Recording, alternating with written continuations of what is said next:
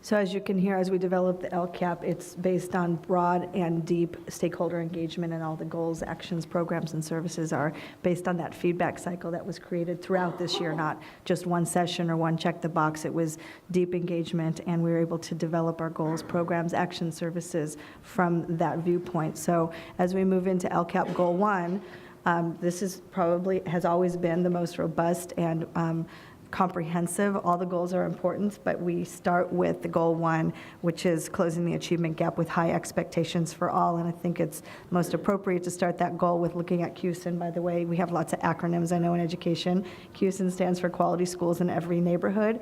Our goal, the board's vision, has been very clear. Vision 2020 has as its hallmark been that every child should be able to go to their neighborhood school and have a high-quality education, and we've defined quality schools in every neighborhood, and we highlight and feature schools that are models of different goal areas. So closing the achievement gap with high expectations for all, we have Bernie Elementary and their principal, Amanda Hammond-Williams, with us this morning to present on an example and an exemplar and benchmark for what it looks like in action. So we're happy to have you join us here as a principal, and the leadership that you've shown at your school and the work on closing the achievement gap for high expectations for all, you can help bring that to life for our community to see.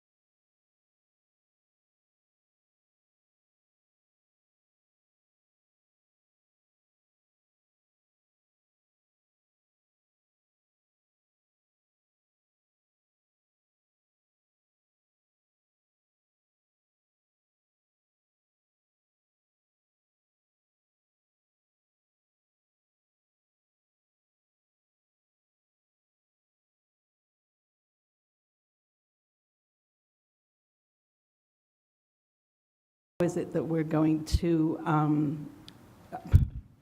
provide equal opportunities for our kids? One of the things that we did was we looked at our identity as a school and what were our strengths, what was it that we liked to do. We discovered that we liked to teach the entire curriculum at a time that many people were focusing on just reading, writing, and arithmetic. Our teachers were sneaking science kits into their classrooms and teaching science anyway. What we found was that science and social studies are great ways to interest kids that are struggling with language or are struggling with the basic reading, writing, and arithmetic. And we knew that we wanted to include science and social studies in our curriculum. One of the tenets of the International Baccalaureate Organization is that all of our classrooms are heterogeneously formed.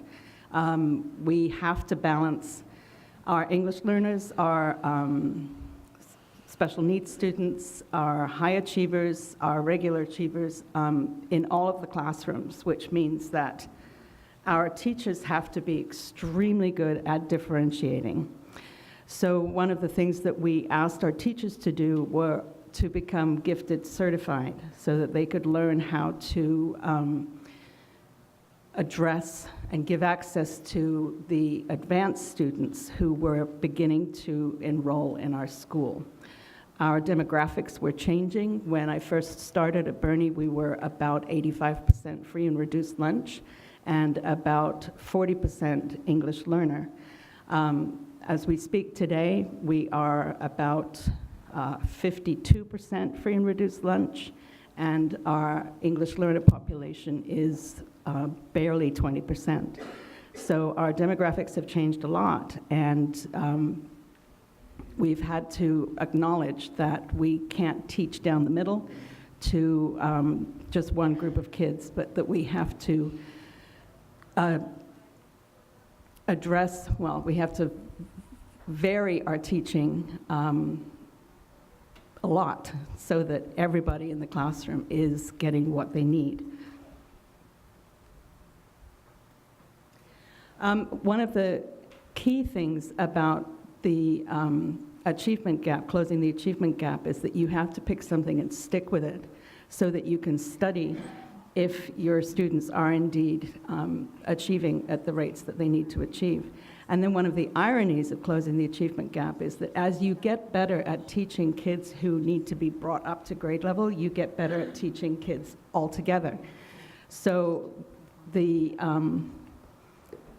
hard part of closing the achievement gap is that the advanced kids get more advanced as well.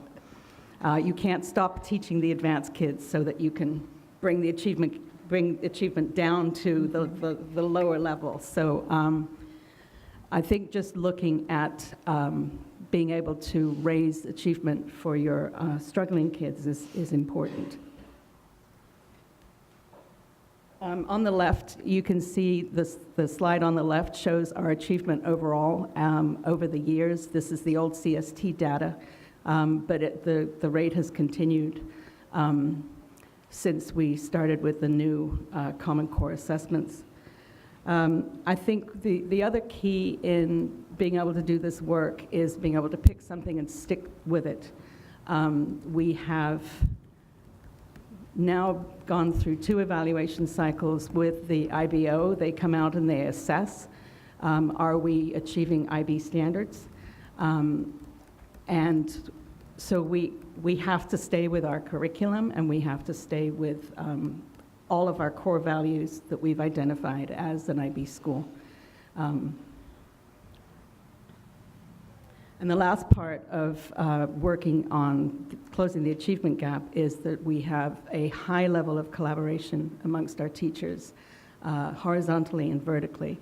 We have grade level teams that meet together 2 hours and 15 minutes a week, while our students go to specials with art and PE and garden and Spanish.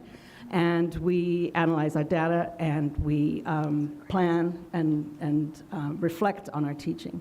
We also have vertical teams in 8 different areas. So we meet K-5 twice a month to also look at how we articulate in reading, writing, math, science and social studies, as well as catch-up teams in both literacy and math. So we're analyzing that. So our collaboration is also key in making sure that all of our kids are achieving at grade level. And I think my 5 minutes is up. Thank you very much for summarizing such deep and comprehensive work in just 5 minutes with one slide. That's quite a skill. Appreciate you representing the work in that way so we can hear it come to life. So as you heard this morning, I opened up with what A squared looks like, and we're going to go more deeply into that and focus first now on the academics, because closing the achievement gap with high expectations for all doesn't happen without a clear focus on academics. So we're going to begin this part of the presentation, Goal 1, with, I'd like to introduce the team, our Area Superintendent, Bruce Bivens.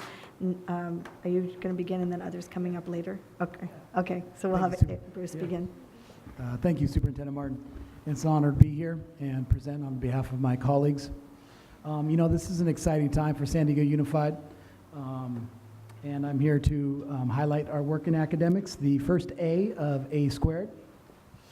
As you know, we have partnered with Marzano Research Group, And they have determined a 5-level system to school site development that ensures high reliability for all of our student learners. Ensuring that we have high reliability schools is at the core of our equity work. Becoming high reliability, what does that mean? It means that each and every student experiences success. It means that our schools are getting better at responding when students aren't learning. And it means that we have systems in place to minimize the predictability of failure. In San Diego Unified, we have been focusing on the first 3 levels. Oh, I'm sorry. Thought you had that up there. There we go. Safe and collaborative culture, level 1, the foundation. This has been set with the last 5 years of work in the district with our 4 learning cycles. And we'll be continuing to develop this agency work next year. And Dr. Noemi Villegas will be presenting later on the agency side of A Squared. With the second level of effective teaching and learning, we will continue to strengthen classroom practice through our growth and development model that centers around California standards of teaching profession. And you'll hear more about this in the presentation from Dr. Lamont Jackson. With our third level of guaranteed and viable curriculum, we are ensuring that every student in every school in the fall will receive a guaranteed and viable curriculum. What does this mean? Meaning that this equity work is about eliminating the travesty of 20 feet. So it's no longer a lottery for which student gets which teacher to have that best experience in the teaching and learning environment. It's about teachers coming together and having alignment with what standards, when standards will be taught, and how those standards will be assessed for each and every student to reach mastery.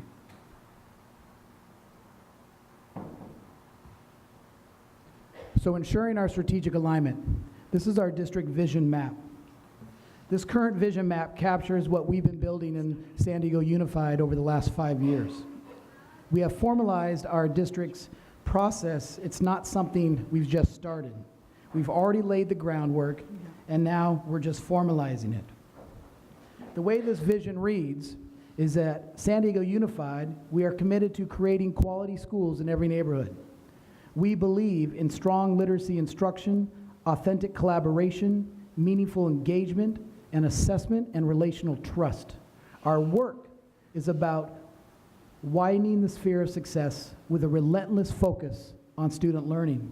We do this by strengthening standards-based Tier 1 instruction, providing integrated multi-tiered systems of support, and engaging our parents, families, and our communities. Our vehicles to guide this work is through our student-centered coaching cycles and our student-centered professional learning communities. To impact our most vulnerable learners, we ensure to build bridges with high-quality IEPs and learning partnerships between our adults and students in the classroom. This will take strong equity leadership. And to develop equity leaders is about unlocking the geniuses of our students and maximizing the growth in their potential with every interaction. So we have 4 strategies that we'll be highlighting today in the A side of academics with A Squared. First is the guaranteed and viable curriculum. Where does it live within our vision map? Right here in strengthening our Tier 1 instruction. Strategic plans, which you'll hear more about. This lives here in widening the sphere of success and getting more of our vulnerable learners into the sphere of success of learning. A Squared, formerly known as Integrated Multi-Tiered Systems of Support. This lives here on our second strategy in our vision. And our student-centered coaching cycles lives here as our vehicle for change in our schools. The triangle, curriculum, instruction, and assessment.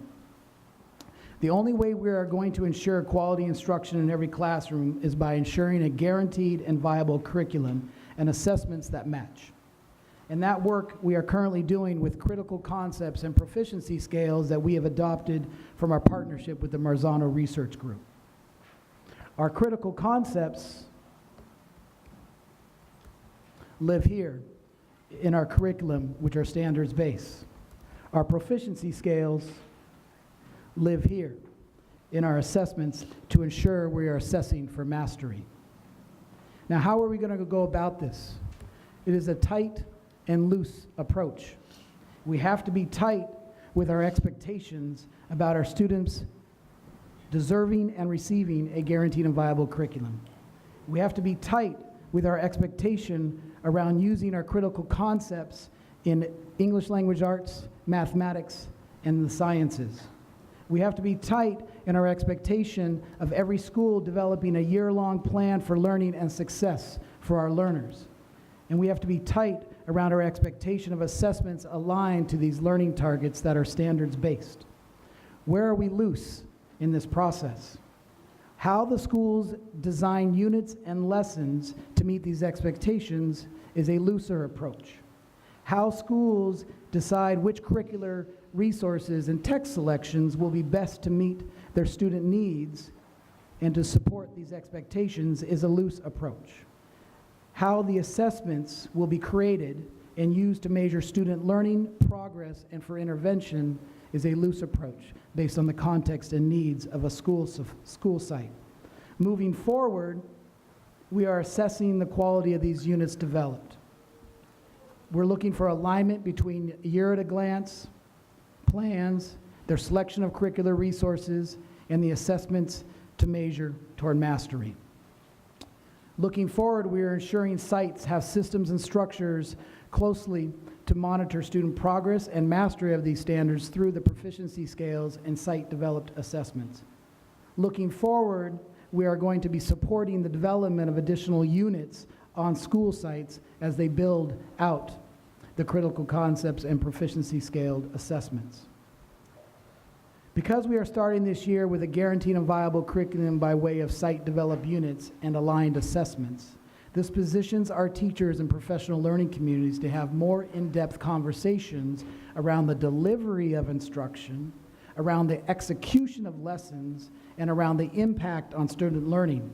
This will shift the teacher collaboration from what we are teaching to how we are teaching and meeting the needs of our most vulnerable students. So we have been teaching into a process, a student success process with our leaders.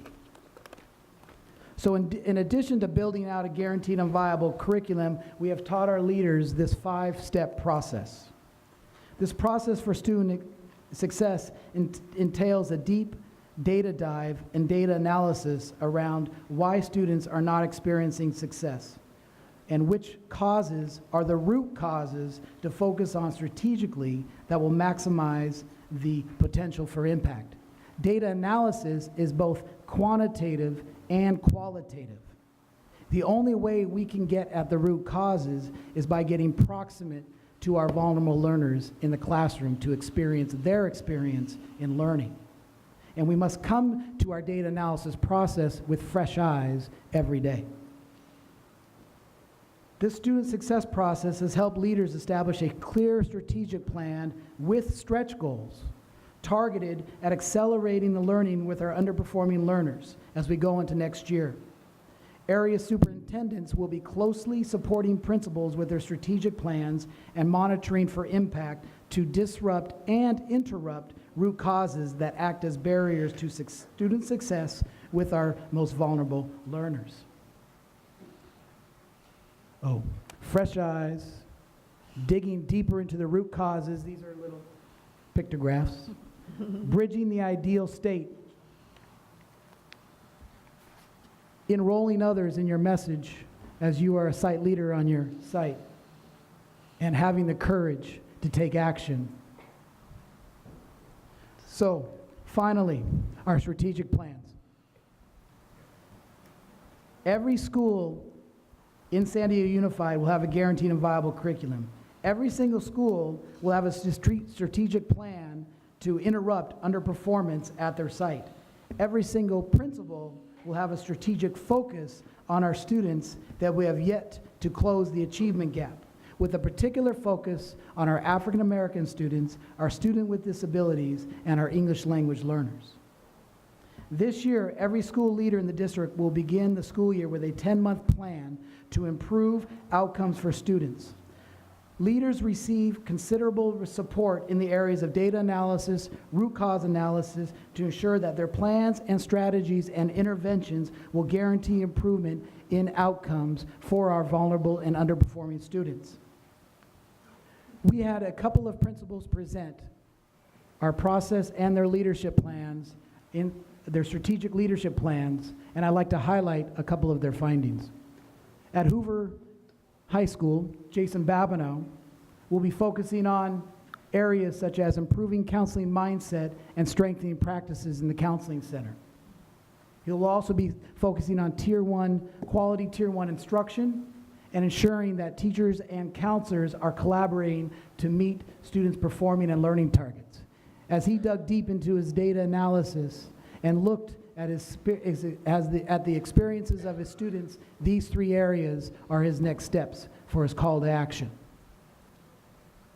Over at Scripps Ranch High School, Nicole DeWitt had some findings as well of what needs to change.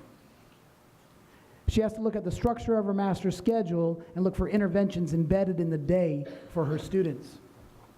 She has to look at providing alternative options for students that are off track.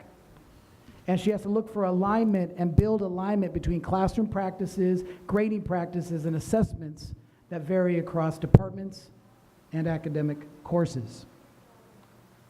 Lastly, I would like for you to hear, as I close, Sarah Ott over at Torrey Pines Elementary speak about her process as she walks us through the 5-step student success process that I mentioned.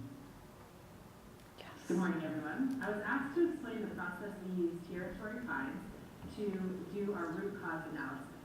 And we started really by looking at the data. So I brought the data to our instructional leadership team, where we discussed areas of growth and what subgroups were needing to improve.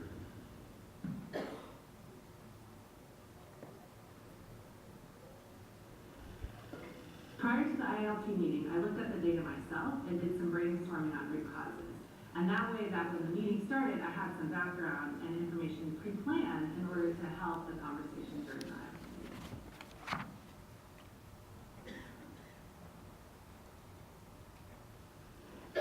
We used the fishbone diagram to come up with 6 causes, and then as an ILT, we brainstormed contributing factors to those causes. And then the ILT took that brainstorm back to their grade level teams in collaboration, and during collaboration, they came up with more contributing factors. And then as an ILT, we came back together on the team to discuss that as a whole. And we talked about things that we could control and things that were out of our control. And we took all the areas that we could control and talked about how those are things that we could work on in professional development as a staff.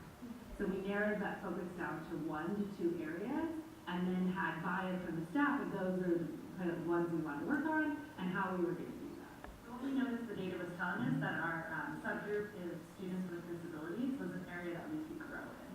And so when I was going into classrooms and doing observations, I noticed that the students oftentimes were disengaged, or teachers needed support on how to directly have interventions with those students. So that's where I knew our professional development needed to go.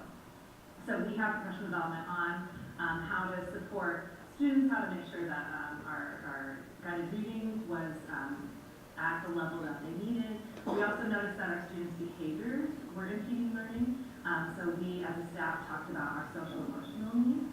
So we concentrated on how to build successful skills in our students, which really helps every student, not just students with disabilities. So the classrooms and school-wide, we worked on developing professional development in those areas, and then when I would go in and do my observation in the classroom, I was able to kind of get the lens from the student's perspective on how they were seeing their instruction, and also get feedback to teachers. And then we moved forward on our next professional development based on what we were able to do the first time.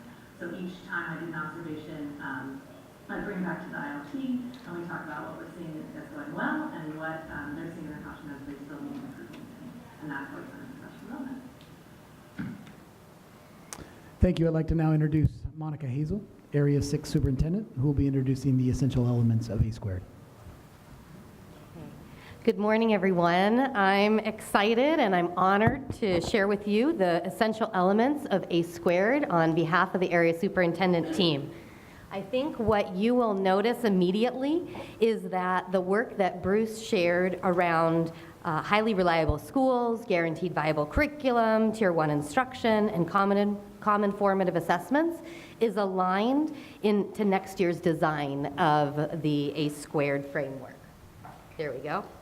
What I'd like you to do, I believe Cheryl passed out a little bookmark. It's up on the next slide here, but for our board members, if you could pull that out. I'm going to walk you through the essential elements of A squared. So let's look at the first element. The first element is comprehensive assessment system. There's really two key components of a comprehensive assessment system.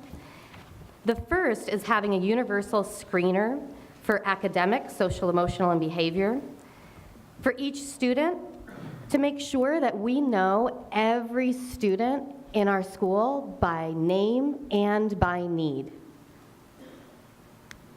The next component in the comprehensive system is that we have a continuous progress monitoring system to assess whether the students have reached the intended targets. By focusing on these two key components, we're going to ensure that we get the correct diagnosis and the course of treatment that's going to improve student learning outcomes for our children. The next element is guaranteed and viable curriculum. It's critical that we ensure all students have access to standards-based curriculum. The Marzano critical concepts will guarantee that our students will be engaged in rigorous coursework that's aligned to the state standards. The third essential element of the A squared program is equally important. So in addition to having that guaranteed and viable curriculum, we additionally need to have high quality instruction in every classroom. That's based on the diagnostics, information, and on formative assessments. The only way that this can happen is if teachers are well planned based on the student needs. And this is accomplished at our PLC planning table, where we're going to continue to utilize that PLC structure so that teachers can gather around their focus students and they can determine next steps and supports and to provide rigorous lessons for their students. And finally, the fourth element of the A squared framework is Cindy talked to us about exponentially accelerating student outcomes for all. And the way that we do that is by designing responsive classrooms that integrate instruction and interventions. So our fourth element is effective interventions.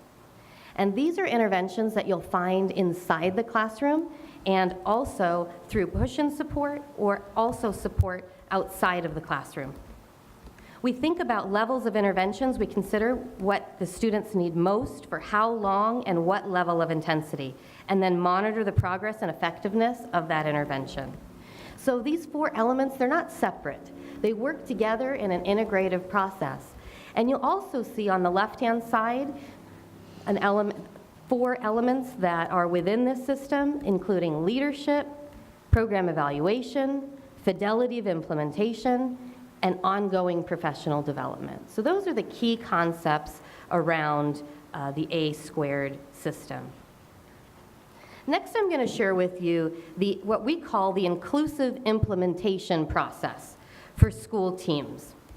And I want to begin by just highlighting the term inclusive, because in our process, this refers to meeting the many needs of all of our learners, and particularly inclusive of our students with disabilities. So we feel it's important to highlight that our students with disabilities are general education students first.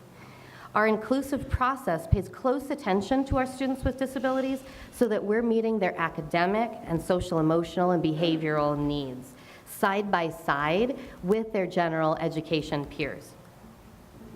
So equally important, this process also focuses on our underserved subgroups and on any student who needs additional support to unlock their genius. So let's take a look. What is this inclusive solution-seeking process? There's another little placemat that we have for you, if you could pull this one out next. It walks you through the steps of the solution-seeking process.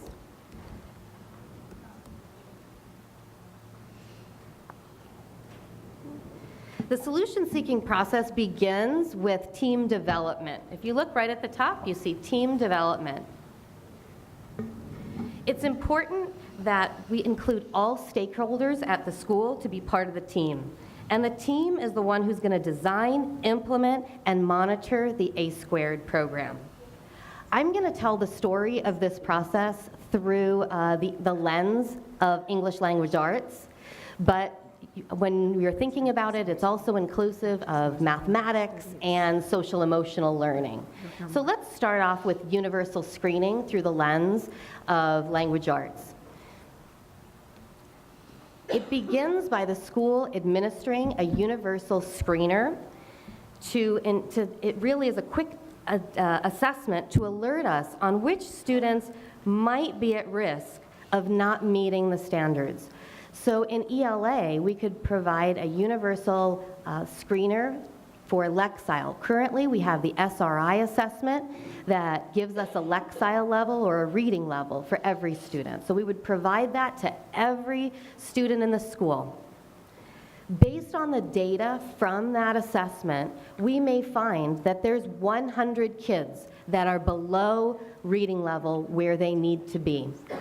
And from that universal screening, we move to the next stage in the process, which is diagnostic assessment. Because we want to make sure we don't just take those 100 kids and plop them in an after-school reading program and give them the same intervention. Those 100 kids are struggling with reading, most likely for very different reasons. And we need to uncover the different reasons so that we can prescribe the correct intervention. So we move next to the step of diagnostic assessment, where we want to, as I said, identify the root cause for the deficiency. In this situation, the next step after the Lexile assessment, those 100 kids at the elementary level, we would pull side by side with them, and we would administer the DRA, which is the Developmental Reading Assessment. And we would listen to the children read, and we would analyze their reading assessment to determine what their needs are. When we assess these 100 children that are below reading level, we may find the root cause for some of our students is a deficiency in their knowledge around word study. We might find that another group of children has a deficiency in phonemic awareness. Another group may have a deficiency in comprehension, not understanding character development or theme. We can't put all of these children in the same class at the same time and give them the same intervention. So after we provide the diagnostic assessment, the next step is to prescribe, design, and then intervene. So once we've determined what it is, what deficiency, what area of deficiency the students have, then we're going to design the intervention specific to those needs. The students that have some deficiencies with word study, perhaps, those students, we could organize perhaps an after-school learning program that is a blended learning model where the students are specifically focusing on building words, and they're connected as well to an online program such as Lexia Reading, and in addition to the classroom teacher support. Another intervention might be working with the librarian. For those kids whose their Lexile level is really close to the correct reading level but isn't where they want to be, the librarian could work with the students in a book club, book study group, and they need more time reading. They need more access to words read, and so that may be the intervention for those particular students. Another group of students who really need to focus on comprehension, theme, character development within the classroom, they may need an intervention where they're going to get a second dose of guided reading, and that they're going to specifically focus on those tailored instructional components. So again, it's the school getting really clear about what the child needs through the universal screener, then the diagnostic assessment, then prescribing your intervention and designing your intervention specifically around that particular need. The next step is to progress monitor, and this is essential. Any intervention that we put into place, we need to monitor it very carefully to make sure that the intervention is working and that the students are progressing. So we need to have a tool that we're utilizing on a frequent basis to progress monitor to make sure that this intervention is working for the students. And finally, the last step is program evaluation. We want to make sure that we always evaluate the programs that we put into place. Throughout the year, I would say at the midpoint, at the end of the year, we want to make sure that these programs that we've invested money in, that we've invested teacher time in, that we've invested student time in, that it's working for our students. And we need to make sure that we monitor and evaluate the programs to see whether we're going to continue them for the following year. So again, I walked you through the inclusive solution seeking process through the lens of reading, and this system is also could be applied to mathematics in the exact same way, and also to the social emotional learning in the same manner. So how are we going to build capacity across the system to make this a reality at every school and in every classroom? So next year, we're going to do this through strong professional development for ACE squared that focuses at the beginning stages on principals through principal institutes and leadership labs for the 2018-19 school year. And this is just an icon of the professional development topics that are going to be addressed at our principals institutes and our principal labs. In addition to the work that's happening at the principal level, I also wanted to highlight for you that currently this year we've got several schools, district lead teams that are piloting this work. Morse, Bell, Joyner, Florence, Cherokee Point, and Chesterton have begun learning this year on the frameworks on ACE squared. And this is through our Scale Up Sums California Initiative grant. And so we will lean on these leaders to help us as we move through this work for next year. Thank you very much. And next I'm going to introduce Tavga Bustani to talk to you about student-centered coaching cycles. Thank you.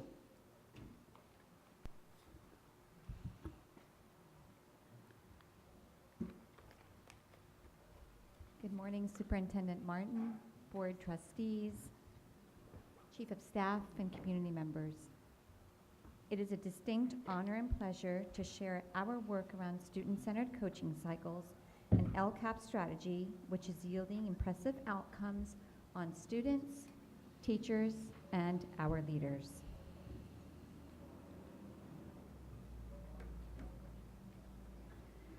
As you remember, we made an extensive presentation to the board on May 15th. During this presentation, we shared the work we've been engaged in across the 2017-18 instructional year. We talked about the rationale for coaching for student impact. We reported the depth and breadth of our work. We explained the structures and processes to support our work. And we shared a variety of data that shows that student-centered coaching is impacting student outcomes. Today, we look ahead to forecast the work we will engage in across the 2018-19 school year.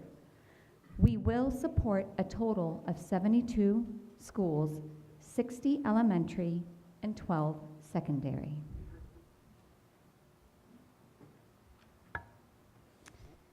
Our goal is unchanged. We will continue to work each and every day to close the achievement gap. We intend to deepen our effort next year by focusing on students who represent historically underperforming subgroups. We will lift teachers' capacity to assess students using authentic meaningful measures, and then analyze these data with teachers to make instructional decisions. We will be supporting teachers to leverage strategies to support differentiated instruction, and we are extremely excited to focus closely next year on student agency. We are relentless to ensure that we catch learners in the moment, before they begin to slip away from us, before confusions become habits, and before mindsets become fixed. Our student-centered coaching cycles are responsive, and we make real-time adjustments to support students and teachers. We will continue to press on reading and mathematics as key leverage points, and we will coach both teachers and principals through a lens of sustainability. That will be a big focus for our work moving forward. Sustainability, replicability, and capacity building. How to continue the student-centered coaching work when we leave, and to how to grow this work within and across grade levels, teams, and departments. Our work is replicable, sustainable, and making an impact, and we intend to continue that.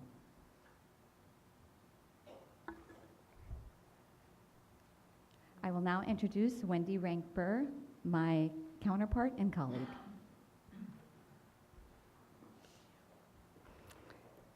Good morning, and thank you for having me here. I'm honored to address this group regarding our student-centered coaching cycles. As we move forward into planning for our student-centered coaching in 2018 and 19, we're building upon our success and refining our structures and systems to allow us to sustain, replicate, and scale our work. This past year, we have had coaching cycles in early literacy, elementary math and ELA, and secondary ELA and math.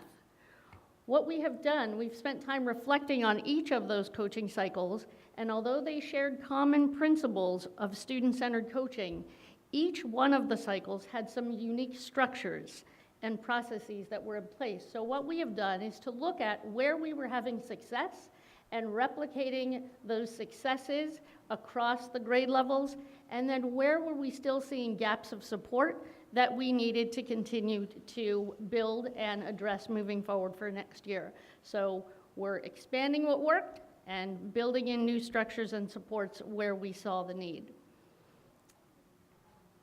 As we move forward in 18-19, our plans to sustain, replicate, and take this work to scale are built on a series of interrelated components of professional learning, each one expanding to a broader and broader number of schools and teachers to allow us to sustain this work and build independence at our schools across time. So at the heart of this is our work on student-centered coaching.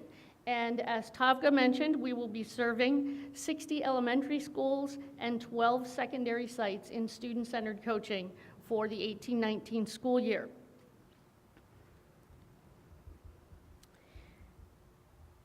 We will also be using network retreats. Through these retreats, we provide opportunities for schools to continue their professional learning that got started in the coaching cycles, and it helps to build that sustainability through the creation of professional networks across our systems.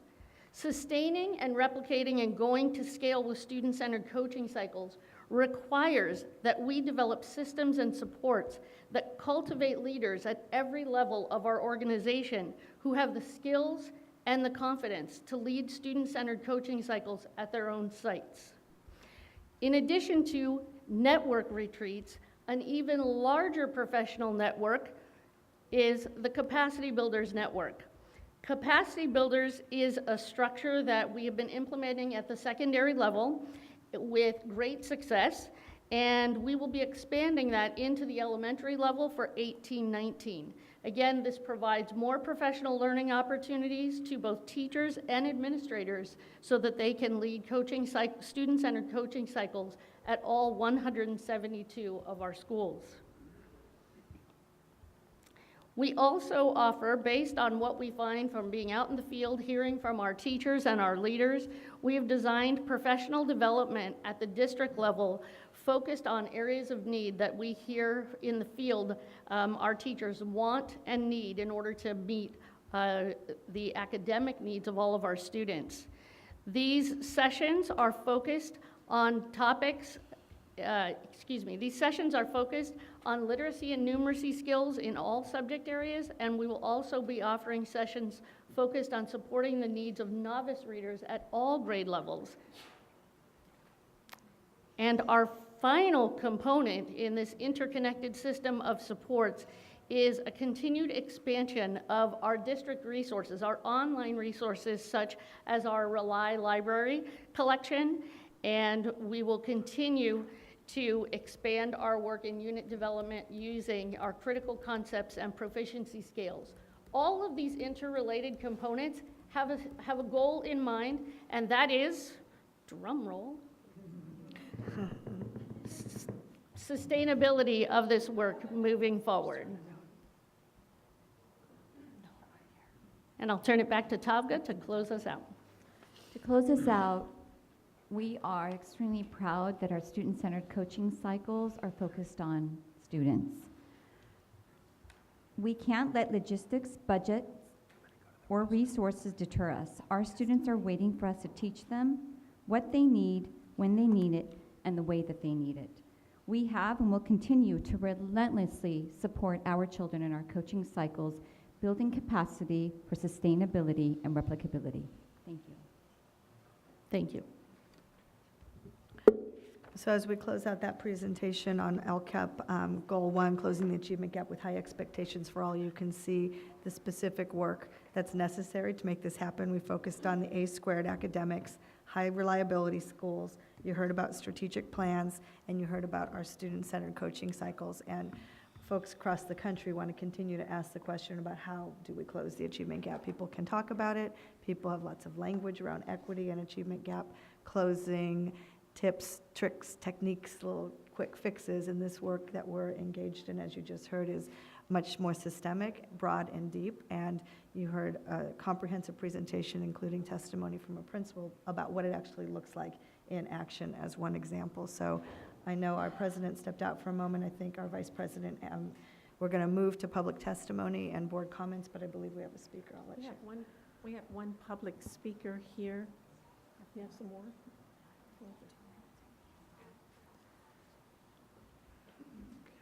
Means we have 4. We'll do 2 minutes each. Katie Potts, Amy Redding, Dan. Yeah, my God. Yes, Dan. And Joanne Martin. There.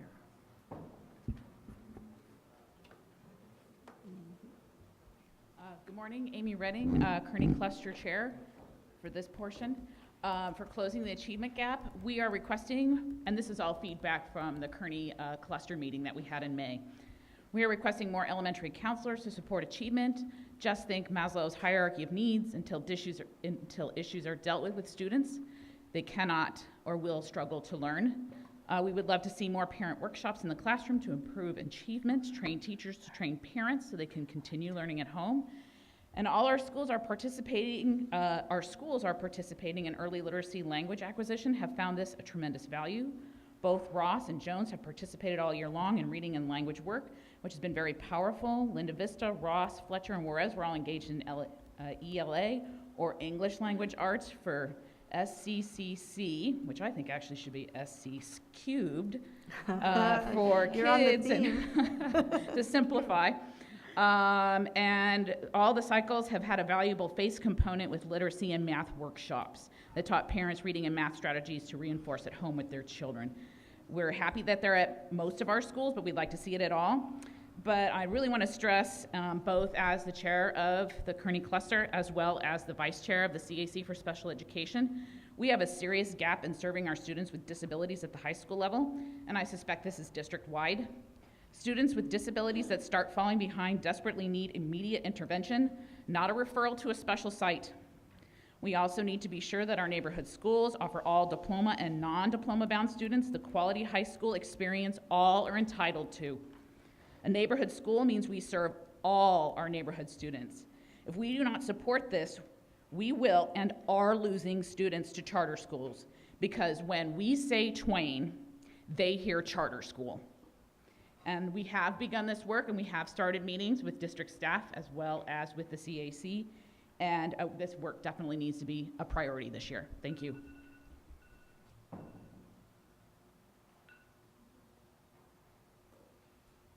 Joanne Martin.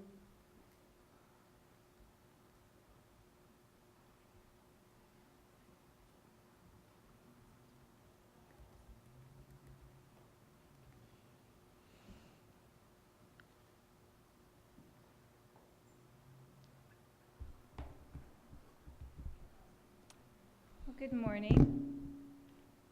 My name's Joanne Martin. I'm with Sterlington Consulting. I come from the Hoover Cluster. I am elected member of the Hoover Cluster Leadership Council, and we set the agenda for the Hoover Cluster. I also support wellness through the Hoover Cluster, supporting the Hoover Cluster Wellness Council. And we've taken quite an interest in LCAP, because we like the holistic focus of LCAP as it serves the whole child. And we've partnered with work in the Crawford cluster so that we're taking a holistic approach to City Heights as a community. And with the Crawford and Hoover cluster, we've been engaging the community in a dialogue. We call it the dialogue. And it works to educate the community about what LCAP means and how we as a community work to see this happen in our schools for our children. And we have an occasion where there's a forum for community input. We take that input as a stakeholder group, and we analyze that information to see in the picture of the LCAP plan, how do we best move forward as a community in supporting student success? And then we take this information to share here with the district. And so since April, we've been engaged in a dialogue with the district. And some of the key groups that have been involved are, say, San Diego, PSRO, my group, Sterlington Consulting, Global ARC, Comité de Padres de City Heights, Latinos y Latinas en Acción, Hoover Cluster Wellness Council, the Hoover Cluster Parent Council, the Hoover Cluster Leadership Council, the Hoover Cluster overall, and the Crawford Cluster. Thank you. Dan, I believe we got a speaker slip, but you wanted to speak on 4? Okay, because this is agenda item number 4. Okay, great. And then did Katie Potts speak? She's also on goal 4. Oh, she changed what she wanted to speak on? Yes. Okay, thank you. All right, so that concludes public speakers on the LCAP goal number 1, closing the achievement gap with high expectations for all. Board member comments or questions?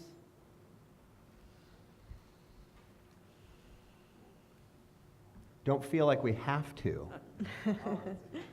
Okay, Dr. McQuarrie? Absolutely pleased to speak and to direct questions to the panel. An outstanding panel, well-informed.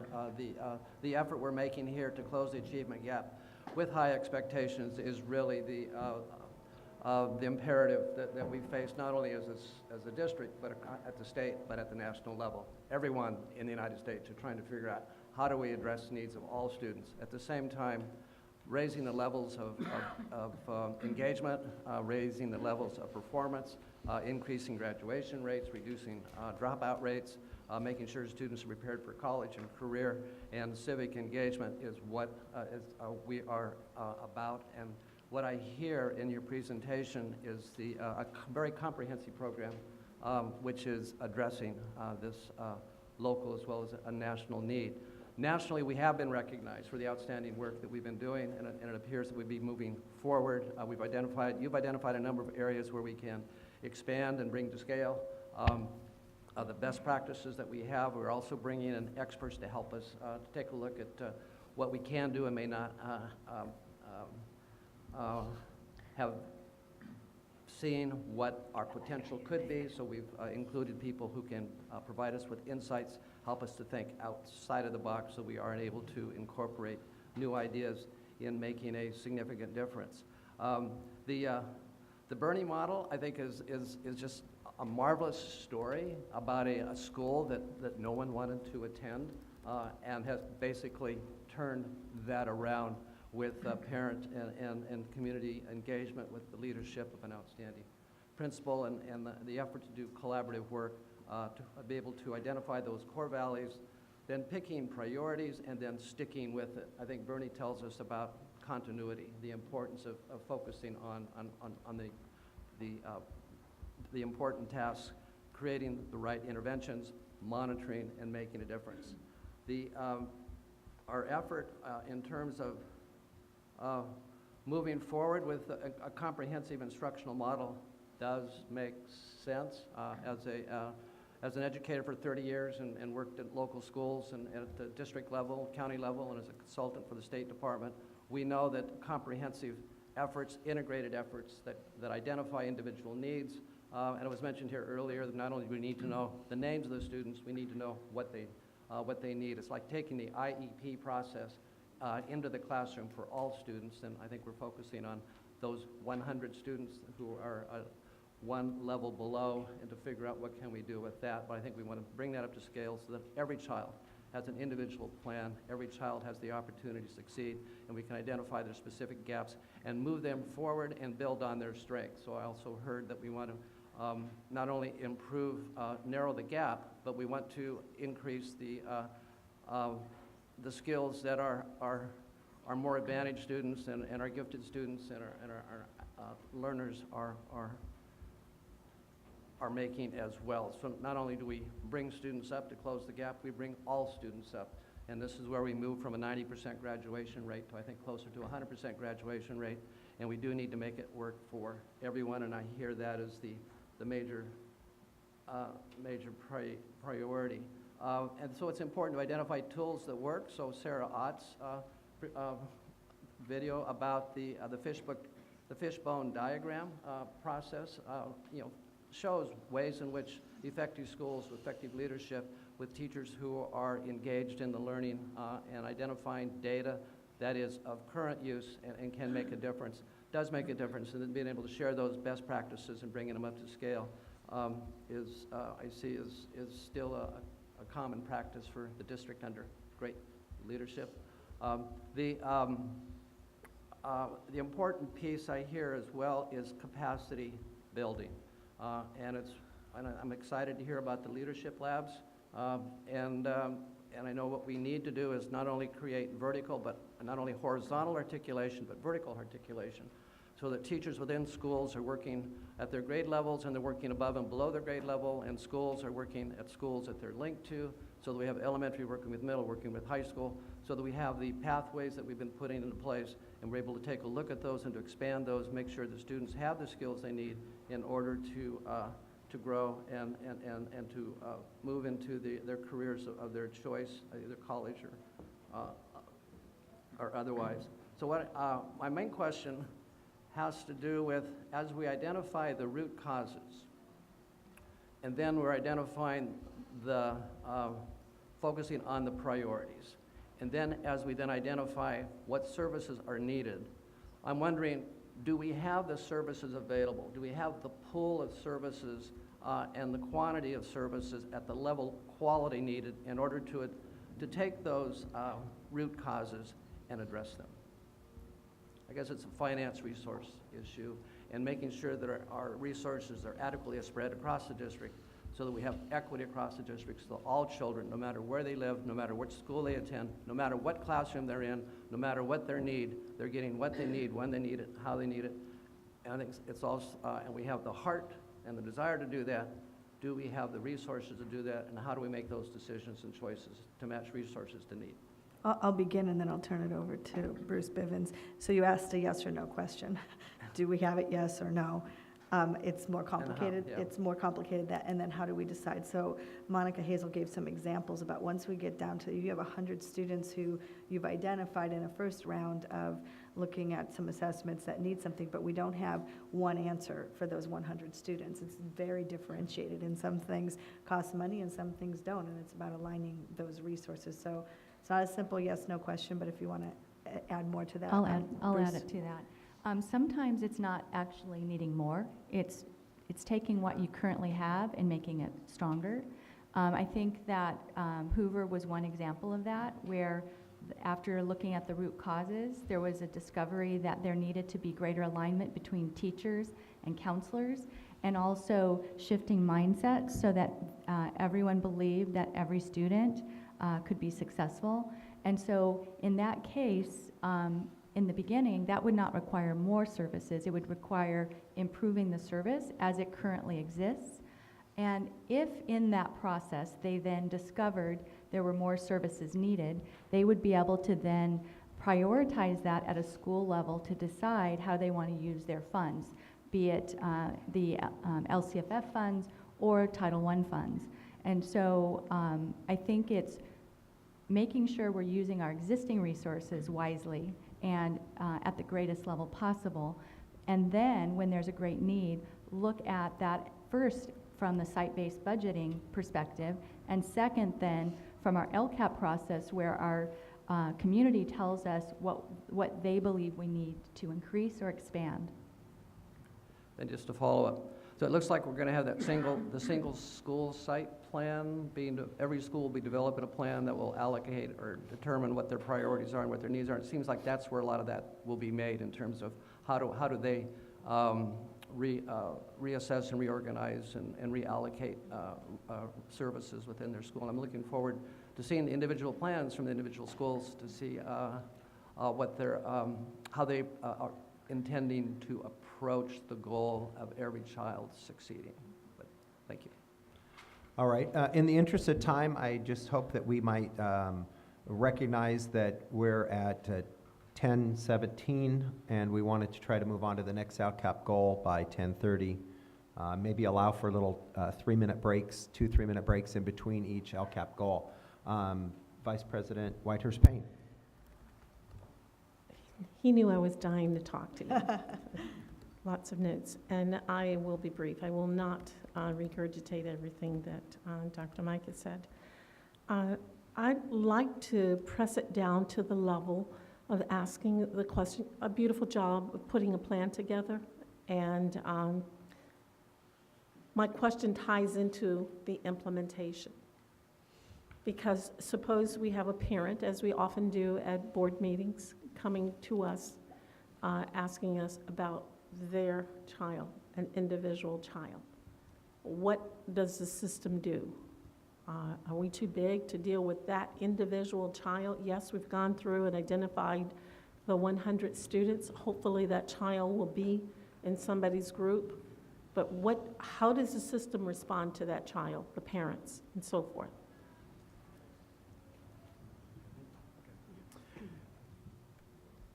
Through our process that we detailed, it's very clear that the role of the leader and the teachers on that site and the counselors and resources on that site know each and every student by name and know their need.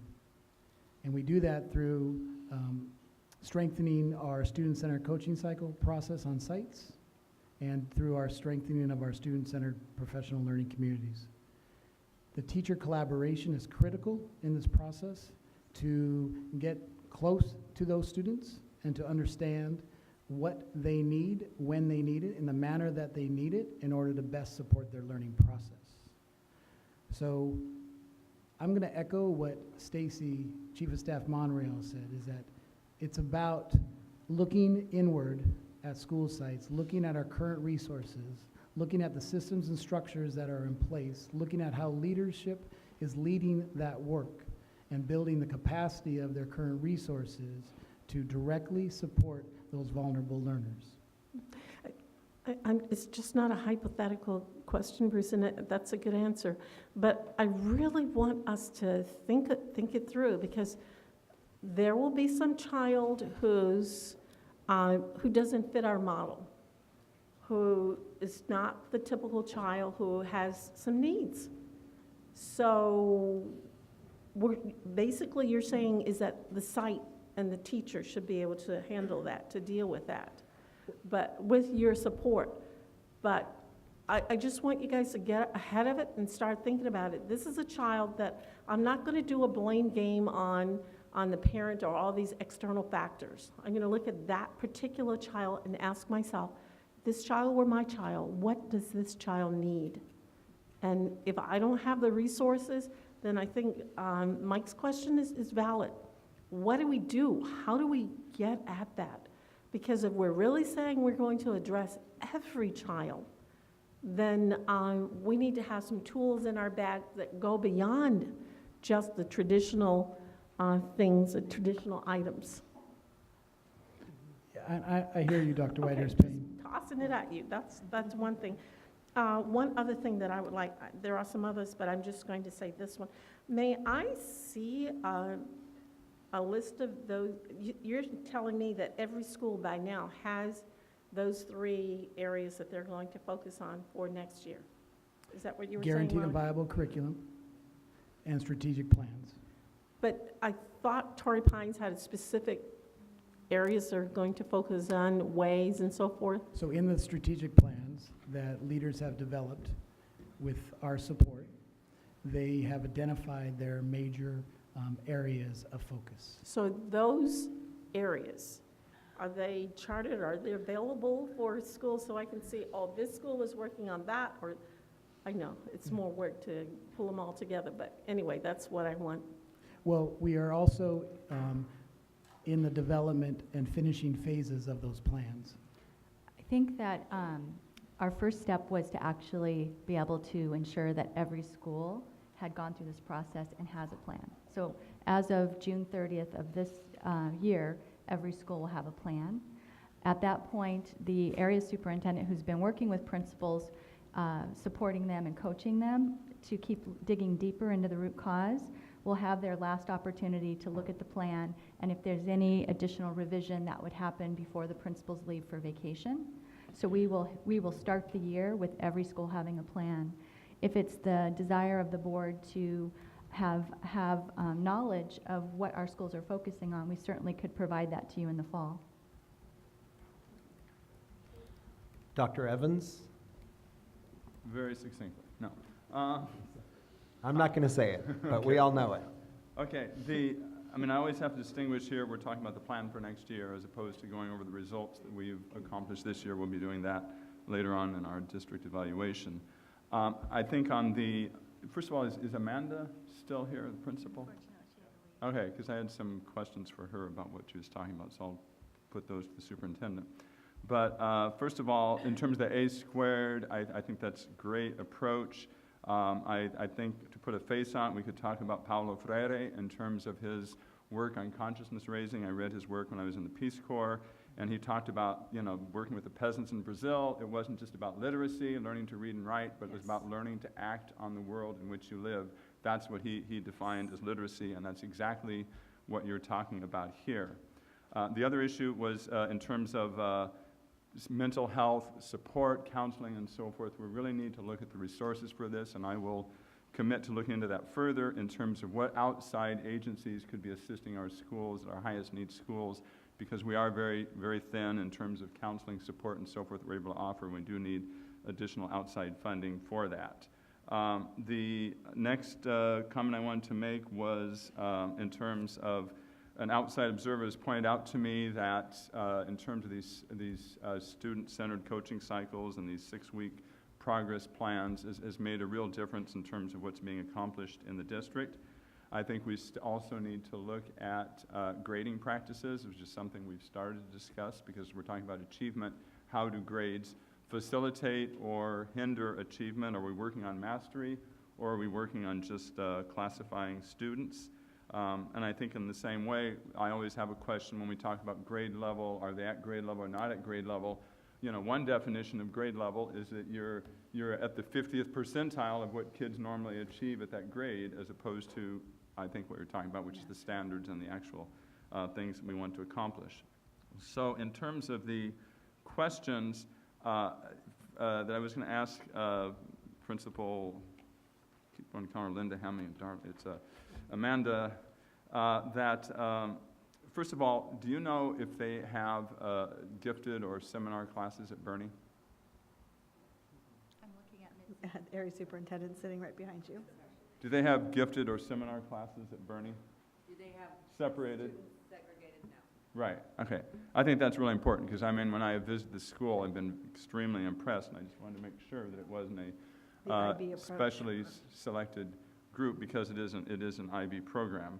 And in terms of when we're talking to the public about differentiation, I mean, we all understand that you have to help the kids at different levels, but parents, particularly high-achieving parents, are very concerned that their kids are going to get left behind as the focus is on the lower-achieving kids.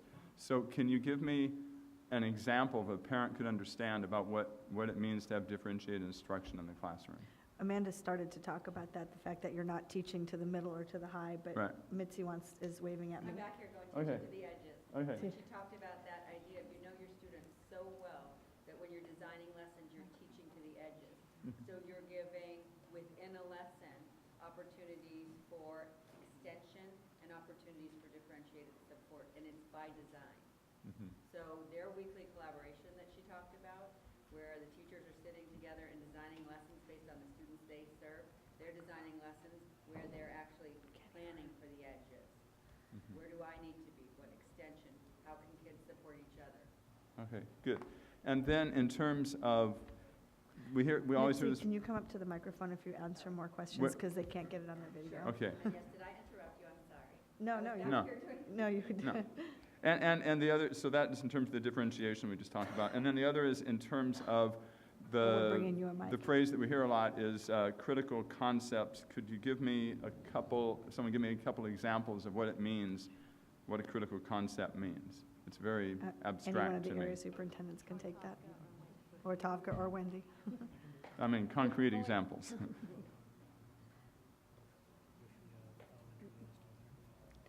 Are we ready? Yeah. So the critical concepts actually come from Marzano's work, and what Marzano Research Associates did was to group the standards into meaningful collections, if you will, which they call critical concepts. They are the standards, but bundled in a meaningful way. With each critical concept, so for example, generating, well, I'll start with one we usually start with, is analyzing claims, evidence, and reasoning, which we affectionately refer to as ACERs, because we like abbreviations. So that's the critical concept. And then attached to that critical concept is a proficiency scale, which actually breaks down the various levels that we're looking for students to demonstrate what they know towards mastery of that critical concept.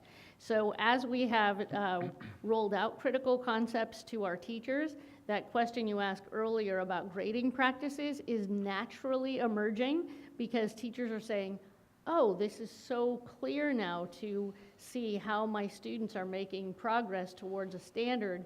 We need to really start thinking about grading practices. And so that is naturally following suit as we implement critical concepts, which is tied to guaranteed viable curriculum, and the proficiency scales are linked into there as well. So all of the critical concepts are available on our website, but it's because it is proprietary information, it is for staff only. So if there's public looking for those, we can certainly share them, but they are in our staff portal for all of our subject areas, actually for English, math, and science. They don't exist yet for history and social science, and that's because the framework was new and they have not yet developed those, but they'll be forthcoming. Okay, thank you. And just one more comment in terms of, obviously at Bernie, it just showed how for a quality school in every neighborhood that it's a very, very slow process. I mean, it takes time in terms of really getting to the point where they got, and it's a very amazing result. So I'm wondering if someone was looking at, sending their child to Bernie, what sort of concrete information would they be able to see that shows how well Bernie is doing? What would they find? You mean in terms of how the school's being marketed to the community, or? I'm a parent, and I want to know if that's a good school to send my child to. What sort of qualitative and quantitative data is available that I could look at? Mitzi, you want to address that?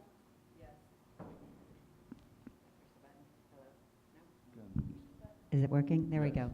So one way that parents could get information is by going on the website and accessing the student achievement information, but the best way to get information is to actually go on a school tour. with the school principal. They're offered regularly, where parents actually can walk into classrooms and see the level of rigor and the expectations with their own eyes. I would say that's the best way for a parent to get information, because just seeing it on paper doesn't tell the story of what's happening in the classrooms there. The level of agency, the high level of collaboration you can see when you walk between classrooms and across grade levels and see consistency in the lessons and in the inquiry and in the units that you see across the grade levels. And I agree that the visiting the school is definitely the best way, but I just want to be sure, because there's some people who are not going to visit the school if they don't have sufficient preliminary information to convince them that they should do that. Right, and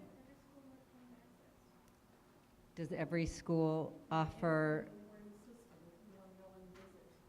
yes, they can. I all- would imagine that yes, all we schools We definitely offer support opportunities. tours for all schools and principals hosting those tours. And Dr. Evans, I'll add to that, how does somebody know? That's part of the reason you trustees asked us to put in place the CUSIN Awards to start to lift up. We've decided that a quality school in every neighborhood goes beyond what you're going to find in the old days on the API score and the new days on the dashboard, that's not the only way. We've defined quality schools in every neighborhood by these goals that we're spending the day discussing. And so you heard Amanda talk about her community members, actually, and her school staff and families nominated themselves for each of the areas. She happened to present today on Goal 1, and that's what she's being recognized for. What we're building out in quality schools in every neighborhood is a way to communicate to our community how schools are doing on these very goals that we value. So it's another way for people to know as we build out the CUSIN Awards. This becomes public. They get I don't know if we're putting in a stamp on their website or a banner in front of the school. This is being recognized as a quality school based on our own local control metrics and definitions of what makes a school quality. Thank you. Great. Okay, I just have a couple of questions. First of all, I want to thank Ms. Hammond for coming and sharing with us about Bernie Elementary School. I think one of the things that was particularly important to me that stood out was how the percentage of poverty students in her school has gone from 85% down to 52%.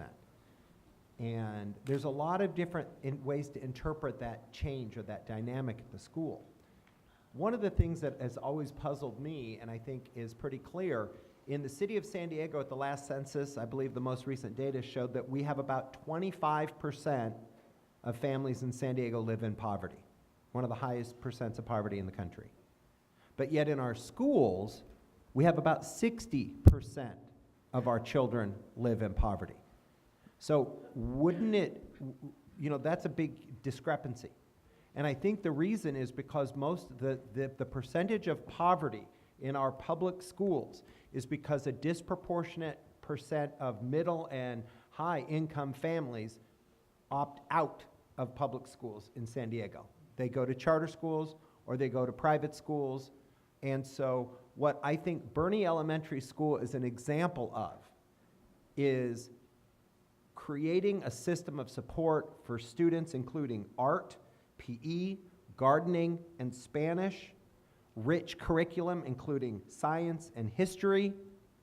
And as a result of having a school, parents are coming back to public schools that live in middle and high income bands. And that's exactly the work that we need to embark upon and to continue to replicate. And it's not a big surprise to me or many of us, I believe, in this room, that when you have a public school with art, music, PE, gardening, Spanish, and a public school that allows teachers the quality professional development time, I believe Ms. Hammond had said 2 hours and 15 minutes a week, PD for their teachers. Obviously, more is better because then you can have more quality Tier 1 instruction. So that's very, very important. The other thing that I did want to just kind of chime in on real briefly is on the examples of intervention strategies, which I thought you did a great job with, Ms. Hazel. One of the examples you gave was allowing the librarians to help pick up some of the literacy needs of a group of students. So we need to make sure that every elementary school has a librarian. Every middle school has a librarian. And that if the need is not being filled by HR, then we need to think of other creative ways to fill that librarian position. Granted, it might be a part-time position, but maybe we look at having HR and partnering as a system of hiring one full-time librarian or library tech that services 5 schools or 2 schools. I mean, so I really think that, I really appreciate your intervention strategy examples and hope that we will support that in all levels of our organization. And then finally, just the learning cycles with 60 elementary schools and 12 secondary schools, focusing on literacy and numeracy. I've been out visiting a few of the elementary schools in my area, and they are just ecstatic. Some of the schools that have gone through the numeracy, like Daylord and other schools, Green, that I've talked to, they want more. And they're realizing and seeing a profound dramatic effect on the efficacy of educators in the classroom as a result of those cycles. So I'm thrilled. And, but I think that we also need to recognize and be honest that the National Assessment of Educational Progress, or NAEP, which we just were recognized as the #1 school district in the United States for the highest increase in academic growth and performance in both math and English at both the 4th grade and 8th grade levels, showed growth in all categories.